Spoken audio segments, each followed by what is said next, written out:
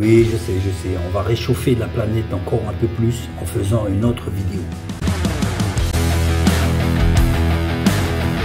Il y en a certains qui pensent pécher en achetant des œufs au chocolat. Ça peut être bizarre, mais on est tous des bizarres. J'allais dire, nous les chrétiens, on connaît la signification de la Pâque, mais les païens, les gens qui...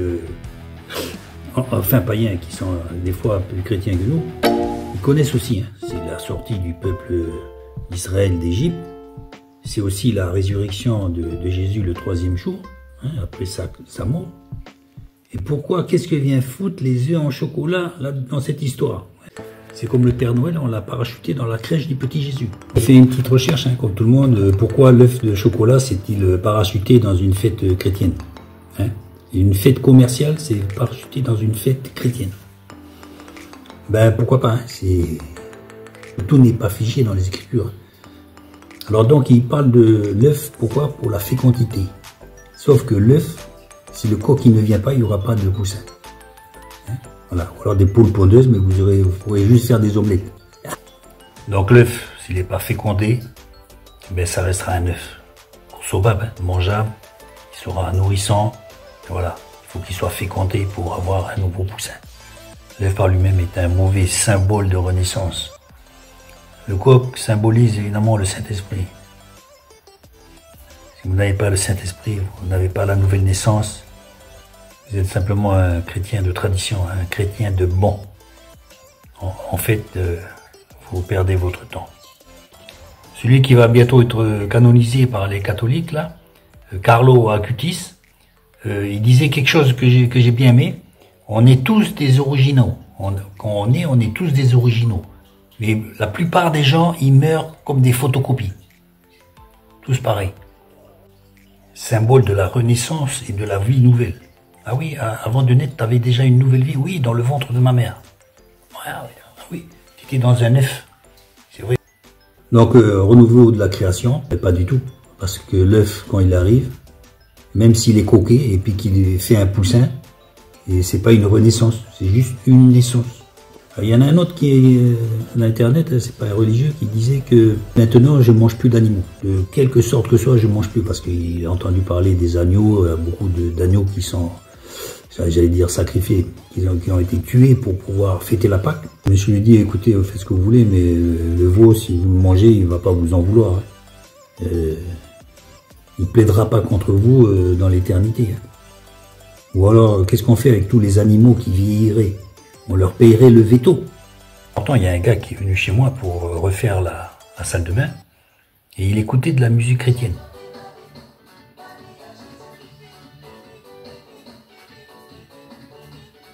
J'ai dit, tiens, on a discuté, ça m'a interpellé. Il a dit, oui, voilà, je crois en Dieu, tout ça. J'ai dit, vous faites partie d'une église, tout ça, quelle a été votre conversion et tout. Il m'a dit, non, lui c'est tout seul, c'est venu tout seul. C'est étonnant, il y a des gens comme ça qui deviennent chrétiens comme ça sans l'intermédiaire apparemment de quelqu'un. C'est une bonne chose, L'Esprit de Dieu agit. Et je lui ai dit, justement, vous fêtez la Pâque. Ah non. Moi j'ai expliqué à mes enfants, il n'y a pas d'œuf au chocolat, quoi. La Pâque c'est pas ça, c'est la sortie d'Égypte, la résurrection du Christ, il n'y a pas d'œuf dedans. Donc, vous voyez, le mec, il n'a même pas été formaté par une église, mais il est déjà stricto scripturaire. On a chacun notre conscience, je conçois très bien, je conçois. Mais en même temps, il prive les gosses d'un petit paquet de chocolat avec des petits papiers argentés là, de toutes les couleurs. Et je suppose que tous ces gosses là, quand ils vont aller voir les copains, ils vont pas dire non, mais mes parents, ils m'ont privé d'œufs au chocolat. Mes parents, ils m'ont privé d'œufs au chocolat. On ne mange pas ça. La foi, c'est personnel. Il ne faut pas l'imposer à nos enfants. Donc, en mangeant des œufs en chocolat, je ne pense pas qu'on cautionne la mauvaise interprétation de Pâques. Pas du tout. C'est simplement une opportunité de manger des œufs qu'on ne trouve pas tout au long de l'année. Voilà, ça s'arrête là. Donc vous ne validez pas la fausse conception de la signification de Pâques en achetant des œufs en chocolat.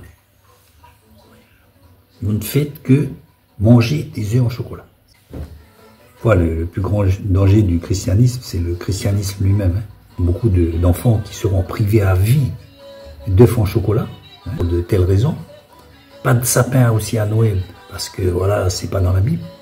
Les réunions obligatoires, parce que vous êtes mineur, donc vous restez pas tout seul à la maison.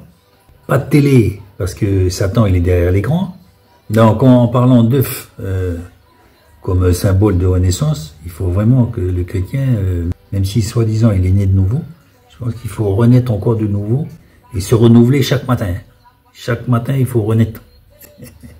Hein, comme le phénix, et renaître de ses cendres. Donnez-leur la chance un jour de pouvoir devenir chrétien. Ce ne sera pas à coup de versets, ni à coup de réunion, mais ce sera surtout avec votre comportement de la vie de tous les jours.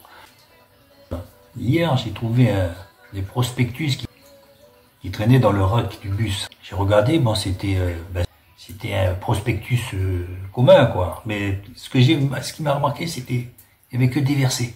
Des versets, des versets. Il y en a qui s'imaginent, c'est à coup de versets, qui vont convertir les gens. Jésus l'a cité des versets, mais c'est quand il combattait dans le désert contre le diable. Ou contre les pharisiens, parce que c'était des religieux.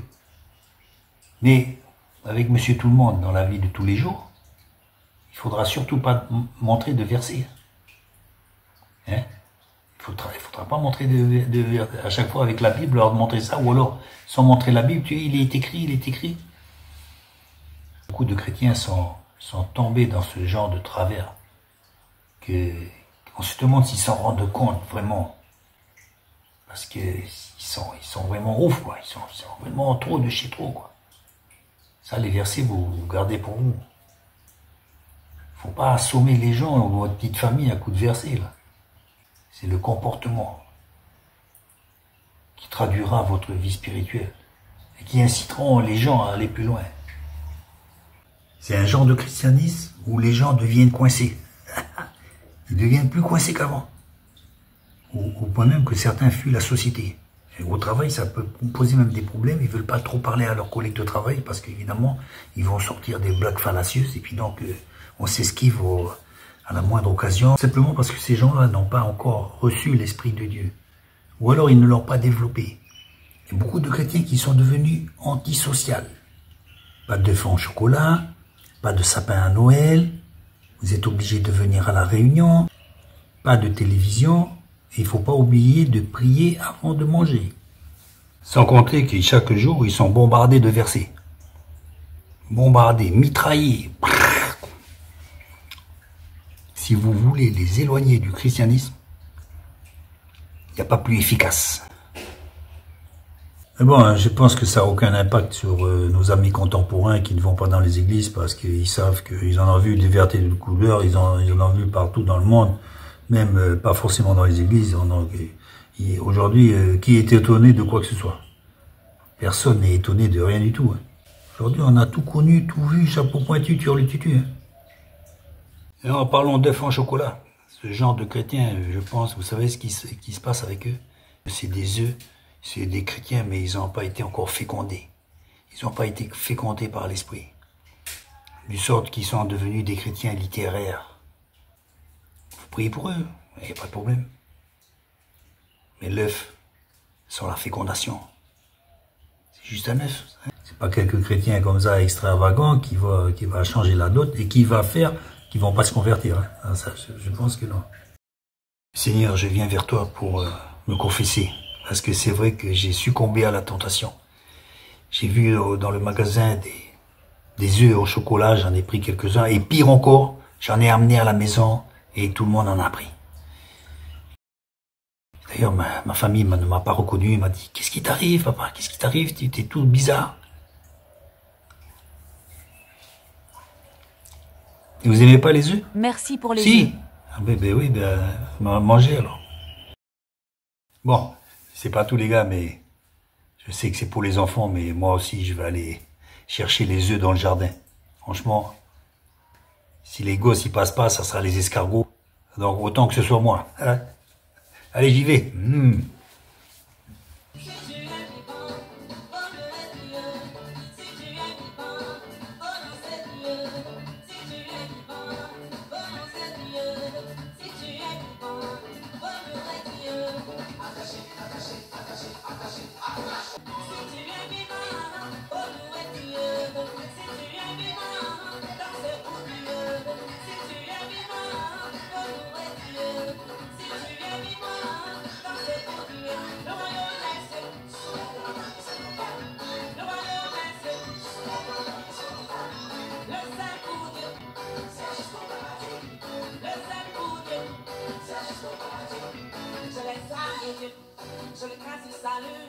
le bouquet de la foi, la ceinture de vérité, la cuirasse de justice, les chaussures du zèle, l'épée de l'esprit.